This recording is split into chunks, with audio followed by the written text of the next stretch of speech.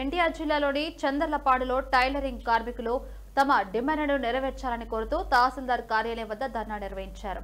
ఈ నిరసన tailoring workers union CITU నిర్వహించింది. ఇక రాష్ట్ర ప్రభుత్వం టైలర్ల కోసం ఒక ప్రత్యేక సంక్షేమ బోర్డును ఏర్పాటు చేయాలని సిఐటియు జిల్లా కార్యదర్శి కె గోపాల్ డిమాండ్ చేశారు. టైలర్లు కుట్టు మిషన్లు కొనుగోలు చేయడానికి ప్రభుత్వం రుణాలు అందించాలని కోరారు. టైలరింగ్ వృత్తిని జీవనోపాధిగా చేసుకున్న వారికి గుర్తింపు కార్డులు ఇవ్వాలన్నారు. అమలు చేయాలి ఎన్నికల్లో ఇచ్చిన హామీలను అమలు చేయాలి ఎన్నికల్లో ఇచ్చిన హామీలను ఎన్నికల ముందు ఇచ్చిన మిషన్లు ఇస్తానన్న మిషన్లు వెంటనే ఇవ్వాలి. నాణ్యమైన మిషన్లు ఇవ్వాలి. రాష్ట్ర ప్రభుత్వం ఎన్నికల ముందు టైలర్ల సమస్యలు పరిష్కరిస్తామని చెప్పి ఎన్నికల మేనిఫెస్టోల్లో కూడా చెప్పటం అనేది జరిగింది.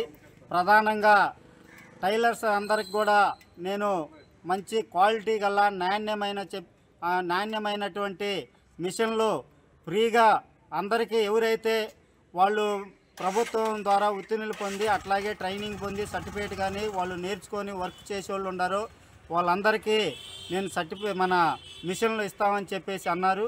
ఇంతవరకు 2వ సంవత్సరం కావస్తా ఉంది. ఆ హామీ అమలు కాలేదు. ఇటీవల కాలంలో ఒక పెద్ద సభ జరుగుతుంటే ఆ సభలో కూడా మళ్ళీ ప్రస్తావించారు. టైలర్లకి నేను మిషన్లు ఉచితంగా ఇస్తామని చెప్పేసి స్వయంగా ముఖ్యమంత్రి గారు అన్నారు. హామీని వెంటనే అమలు చేయమని చెప్పేసి మేము ఈరోజు టైలర్ వర్కర్స్ యూనియన్గా రాష్ట్ర ప్రభుత్వాన్ని మేము అడుగుతా ఉన్నాం.